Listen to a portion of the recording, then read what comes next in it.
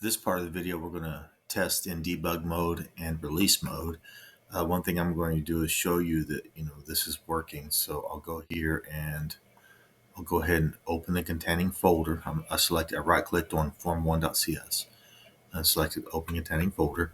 I'm going to go into these folders, and you're going to be able to see, that it's actually working. Because right now there's nothing in here. When I run it in debug mode, now you're going to see that it actually loads something. First thing is, if this doesn't work, you'll know it because first this won't be here. It shows the actual display. All I did was select that. So all I have to do is press. It's in debug mode. I press this button right here, and it will launch it where I can run it in debug mode.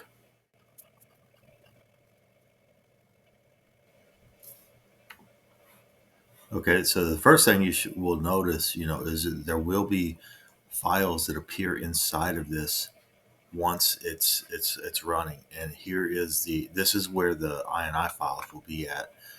At the moment, it hasn't completely loaded yet. It takes a long time because I have multiple processes running, like the video camera's running.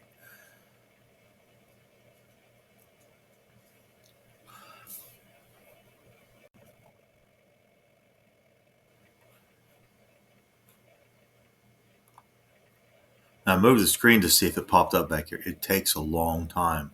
There it goes. It takes a long time when the video camera is running and recording. This computer is very slow. So the first thing you're going to notice is, and again, all I did was move that out of the way because I didn't want this to come up behind it. So the first thing I'm going to do is I'm going to create a new file because it doesn't have any. I'm just going to call it calendar 1, like that. Select done, and you'll see that it created its first file. And right now, everything's empty. So I'll just add a few rows, and then I'll just select a date. I'll just say August 1st.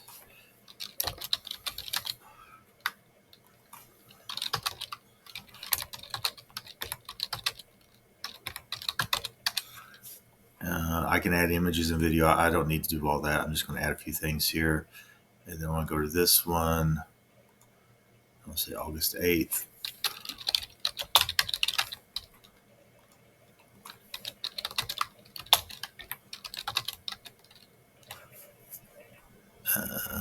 Go ahead and press update and finish. And what you'll see is inside here is it actually stored everything in here like it's supposed to. When I put this in here, it just means it's going to put a carriage return back on the screen up here. That's all. I just insert that so that I can have the software do what I want it to do. This carriage returns in. That's how I keep everything on one line inside of this, instead of just keep making the file extend. I keep everything in one line if possible. But so it looks like it all worked. I can edit. I can create a new file, calendar 2, like that. I'll add a couple of rows on it. Finish. This will change now because now I got 2 calendars. So that one stays the same. It's got 3 entries. This one has multiple entries. They're all empty. So you can see that works. It works. It's got 5 entries, and this shows 5 entries. So that works, and then I can delete it if I want to delete one. And I can delete that one if I want to delete one, or I can test it out, the 40 character thing.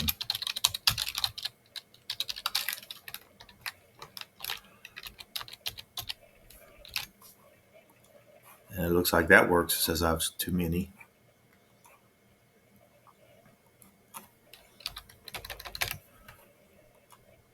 Still got too many. 2, 3, 4, 5. Still have too many.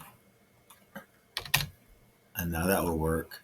And I can just keep testing it like that. I'll try one more, just one more. This was with a special character. The special character that I know it will not accept. Like that, because it's not supposed to accept any of these characters. So I just tested that. It works. I could test it with another one, see if that works. It doesn't like that. And then I also had that one problem where it wouldn't take the ampersand. So let's just see if that works. It looks like it worked because you could see it on the screen up here. Add rows, and when I select that file, it shows it right here. So that part's fixed. So I know it looks like it works, and I know that I can delete. You'll see it'll delete over here. So it looks like it works.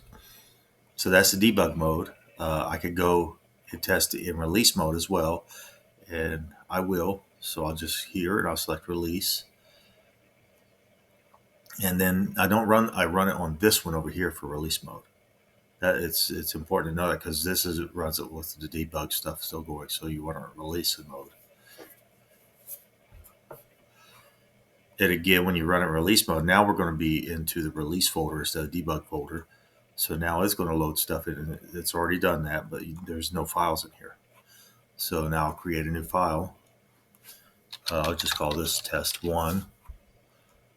I'll add a couple of rows, and I'll only add one thing inside of here. August 7th update. I better add something else in here.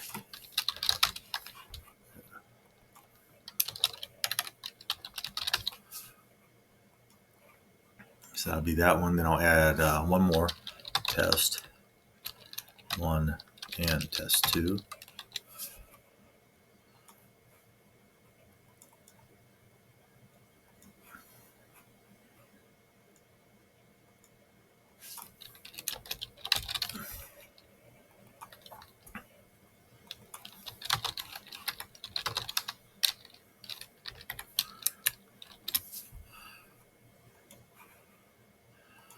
And you can see that it displays the names correctly. It has everything in here it's supposed to. Test one is this one. And I mean, you can test other things. Like I want to edit the file. So I'll pick one of them that I want to edit. I'll select this one. It has a couple of empty rows. I'll just remove a row. I'll remove another row. And go back here. And now it only has one entry. So it looks like it works. And that's the test and debug. That's testing the debug and in release mode. The next part of this video will be to create an installation setup executable.